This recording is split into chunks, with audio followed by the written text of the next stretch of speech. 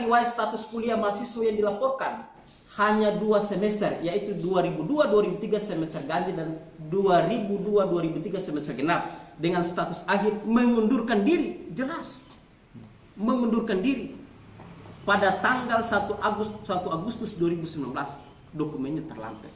Oleh sebab itu, dengan demikian kami patut menduga dan mencurigai bahwa ijazah saudara Hasim Rahayaan yang sebagaimana dilaporkan itu patut diduga bahwa ijazah itu ijazah palsu. Baru diduga. Kami tegaskan ini masih dugaan.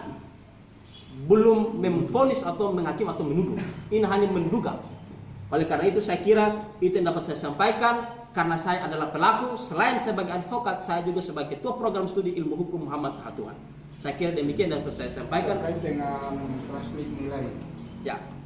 Di bukti yang ada tidak ada cap, kemudian setiap transkrip nilai itu ada tercantum skripsi yang bersangkutan mahasiswa. Ya betul, saya lupa. Terima kasih. Kemudian setiap transkrip nilai ya, yang namanya transkrip nilai pertama itu tanggal tadi. Kenapa pada tanggal ini pengeluaran transkrip nilai lebih duluan daripada ijazah? Padahal ijazah lebih duluan. Yang kedua, setiap pencantuman transkrip nilai itu harus ada judul skripsi. Judul skripsi itu harus dicantumkan. Tapi ternyata ini tidak ada. Baru kemudian yudisium juga tidak ada. Ini dari mana ini sebenarnya?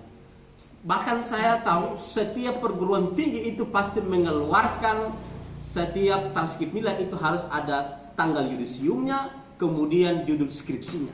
Saudara, rekan-rekan wartawan silakan lihat saja ini kosong. Ya. Kemudian tidak ada cap. Ya, tidak ada cap. Nah, baru kemudian ini Biro Administrasi Akademik yang tanda tangan. Bukan. Ini surat resmi, seharusnya kepala atau misalnya kalau dekan misalnya harusnya tanda tangan, bukan kepala Biro Administrasi. Ya, bukan itu. Ini saya patut untuk diduga. Ya, ini saya kira ini murni ya. Sehingga nanti itu kemudian pembuktian benarnya tidaknya itu di pengadilan. Tapi yang patut sebagai pengalaman dalam hal melakukan tanda tangan ijazah dan yang mengeluarkan transkrip nilai itu tidak pernah menemukan seperti ini. Mungkin saja itu ada universitas itu yang punya ada kewenangan tersendiri, ada aturan main tersendiri. Tapi pengalaman saya sebagai seorang akademisi, dosen itu tidak pernah mengikuti ini. Bahkan itu harusnya dekan dan ketua jurusan, dekan dan ketua prodi yang tanda tangan itu, bukan Biro Administrasi Akademik. Apalagi ini tidak ada cap, walaupun ini fotokopi tapi nampaknya juga tidak ada cap. Sehingga dengan demikian ini sekali lagi patut diduga, bukan memvonis atau menuduh. Ya, sehingga teman-teman juga harus ingat bahwa yang kami menduga tim kuasa hukum LBH yang dikuasakan oleh Bapak Haji Halikurawa adalah kami menduga berdasarkan fakta-fakta yang ada, dokumen-dokumen yang ada di tangan kami. Kami kira demikian yang dapat kami sampaikan. Soal ada kemungkinan dari dikti dihadirkan dalam persidangan sebagai saksi ahli terkait dengan kehadiran dikti itu kewenangan daripada kepolisian, penyidik ya. Sehingga kami tetap menunggu saja, tapi tetap kami akan melakukan presur sehingga proses-proses ini tetap berjalan. Oke, baik Pak Lukman. Ya. Oh ya, Pak Ivan. Terkait dengan apa yang telah disampaikan oleh kedua rekan awal, perlu saya tambahkan sedikit ya. Ya baik, terima kasih rekan-rekan sekalian atas kehadirannya di sini. Baik, mungkin ingin saya tambahkan saja bahwa beberapa waktu lalu kami melihat di akun YouTube channel salah satu rekan wartawan juga, di situ ada disebutkan oleh Pak Hasim sendiri ada sejumlah ketentuan dan peraturan perundang-undangan, yakni di situ disebutkan PP 16, kemudian ada Undang-Undang Nomor 20. Dan perlu kami tegaskan di sini bahwa kalaupun Pak Hasim seorang sarjana hukum harus diperjelas bahwa itu PP nomor berapa, kemudian PP 16 tahun berapa, terus tentang apa. Terus disebutkan juga ada undang-undang di situ, Undang-Undang 20, itu undang-undang tentang apa, kemudian tahunnya tahun berapa, sehingga publik dan juga kita sebagai praktisi dan juga sebagai rekan-rekan pers ini menjadi selain menjadi bahan pemberitaan juga menjadi bahan didikan bagi kita semua, memperjelas bahwa itu tentang apa, sehingga ini tidak simpang siur dan menimbulkan pertanyaan di kalangan pers dan juga kami di sini sebagai praktisi, terutama sebagai kuasa hukum dari klien kami sendiri. Nah, kemudian saya ingin tambahkan sedikit terhadap kembali lagi terhadap LPS laporan polisi yang telah dilayangkan oleh kuasa hukum dari Pak Hasim Rahayaan ya. Di sini Pak Hasim Rahayaan dan kuasa hukumnya kemudian secara serta-merta menggunakan